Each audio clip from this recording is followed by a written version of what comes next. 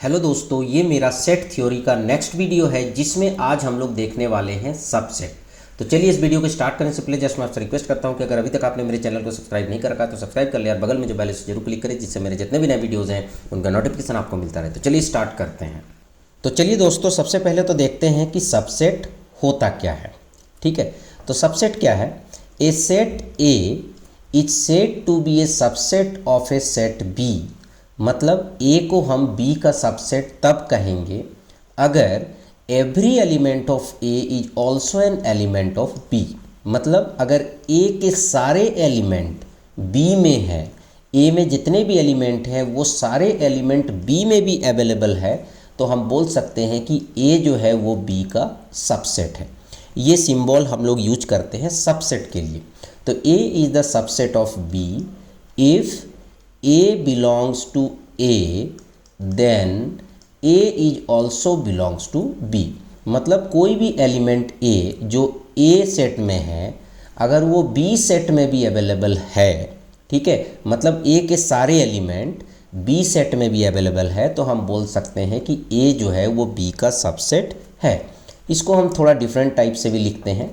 A is a subset of B if A belongs to A then A will be also belongs to B। मतलब A B का subset होगा अगर सारे element A अगर set A में है तो वो सारे एलिमेंट सेट B में भी होने चाहिए। ठीक है, तो इसको हम लोग बोलते हैं सबसेट। तो यहाँ पर A जो है वो B का सबसेट है। देखिए क्या है कि इन नोटेशंस को भी जानना जरूरी है, क्योंकि कई बार कॉम्पिटिटिव एग्जाम में इस तरह के नोटेशंस दिए होते हैं और स्टूडेंट समझ नहीं पाते हैं कि ये क्या है। तो नोटेशंस जानना जरूरी है, खास करके इस तरह के टॉपिक में, सेट थ्योरी में। ठीक है, उसी तरह यहाँ पर एक एग्जाम्पल लेके समझते हैं। जैसे ए है, ठीक है, ए में कोई एलिमेंट है 1 5 9 और उसी तरह बी है और यहाँ पर है 1 2 3 4 5 8 9। तो यहाँ पर आप देख रहे हैं 1 5 9 यहाँ पर भी है, 1 5 9 यहाँ पर भी है। तो हम बोल सकते हैं A जो है B का सबसेट है। ठीक है, पर यहाँ पर B A का सबसेट नहीं होगा, क्योंकि B में 1 5 9 तो है, ठीक है, पर यहाँ पर कुछ एक्स्ट्रा एलिमेंट भी है। मतलब B का सारा एलिमेंट A में होना चाहिए, तभी हम सबसेट बोल सकते हैं। तो यहाँ पर A जो है वो B का सबसेट होगा, पर B जो है वो A का सबसेट नहीं होगा। उसके बाद सपोज दैट अगर A B का सबसेट है और B भी A का सबसेट है, यहाँ पर सबसेट का साइन होगा, ठीक है, तो उस केस में A इक्वल टू B होगा। ठीक है, अगर कहीं पर भी कंडीशन दिया हुआ है कि A जो है B का सबसेट है और B भी A का सबसेट है, तो वो एक ही कंडीशन में हो सकता है जब दोनों सेट क्या होंगे, इक्वल होंगे। ठीक है, तो ये जो है यहाँ पर जो है सबसेट का प्रॉपर्टी है। उसके बाद मैं आपको बता दूं कि कोई भी सेट खुद का सबसेट जरूर होता है। ठीक है, क्योंकि देख लीजिए अगर मान लीजिए A इक्वल टू 1 2 3 है, ठीक है, तो यहाँ पर हम लिख सकते हैं A is a subset of A because 1 2 3 A में है और ये खुद A है। ठीक है, तो सारे एलिमेंट आ रहे हैं, तो वी कैन राइट कि A is the subset of A। उसी तरह एम्प्टी सेट जो होता है वो भी सभी सेट का सबसेट होता है। तो यहाँ पर आप लिख सकते हैं empty set is a subset of every set. ठीक है, सभी सेट का सबसेट होता है एम्प्टी सेट। तो ये ध्यान रखिएगा, क्योंकि जब हम पावर सेट पढ़ेंगे तो इसका यूज होगा। ठीक है, उसके बाद एक हम रियल लाइफ एग्जांपल लेते हैं। जैसे Q है, ठीक है, तो Q से हम क्या रिप्रेजेंट करते हैं, सेट ऑफ रेशनल नंबर। ठीक है, रेशनल नंबर। और R जो है वो क्या होता है, सेट ऑफ रियल नंबर। ठीक है, तो हमें पता है जितने भी रेशनल नंबर होते हैं वो रियल नंबर जरूर होते हैं, तो इसका मतलब Q is the subset of R। ठीक है, तो Q is the subset of R। अब यहाँ पर एक एग्जांपल और लेते हैं। Suppose that A equal to आपने लिया 1 3 5, B इक्वल टू लिया आपने 1 5 10, बट C इक्वल टू यहाँ पर क्या है 1 2 3 4 5 7 9। तो यहाँ पर हम ए को बोल सकते हैं कि सी का सबसेट है। क्यों? क्योंकि 135 यहाँ पर भी है, 135 यहाँ पर भी है। पर यहाँ पर हम बी को सी का सबसेट नहीं बोल सकते हैं, क्योंकि 1 तो है, 5 भी है, बट 10 नहीं है। ठीक है, तो सबसेट हम तभी कहेंगे जब सारा एलिमेंट जो है दूसरे वाले सेट में हो। ठीक है, तो यहाँ तक आपको क्लियर हो गया होगा कि सबसेट क्या होता है।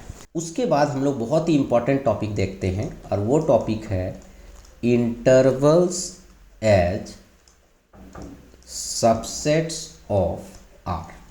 ठीक है, इंटरवल की बात हो रही है। तो इंटरवल में आप देखेंगे एक वर्ड आता है ओपन इंटरवल्स, ओपन इंटरवल, और इसमें कुछ नोटेशंस होते हैं, वो जानना जरूरी है। कई बार मैं देखता हूँ कि स्टूडेंट्स इसमें कंफ्यूज हो जाते हैं, जैसे ए बी, और यहाँ पर क्या है आपका पैरेंथेसिस है, ब्रैकेट है, नॉर्मल ब्रैकेट है।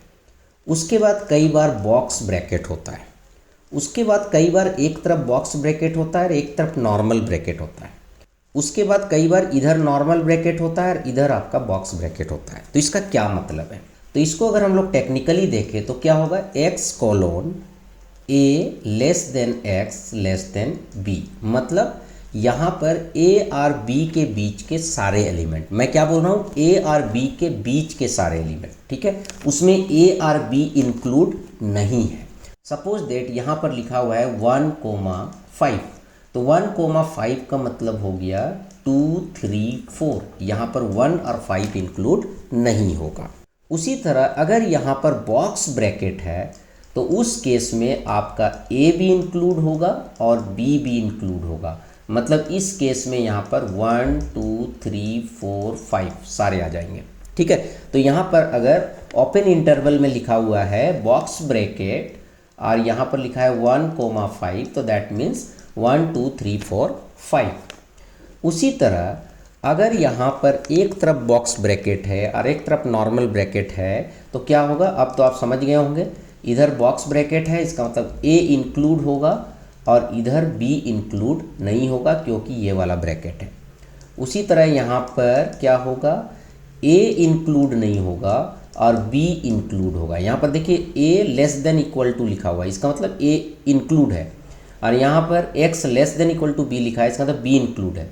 तो अगर यहाँ पर सपोज दैट 1,5 ऐसा लिखा होगा तो इसका मतलब होगा 1 2 3 4, और उसी तरह अगर यहाँ पर 1,5 ऐसा लिखा होगा तो इसका मतलब होगा 2 3 4 5।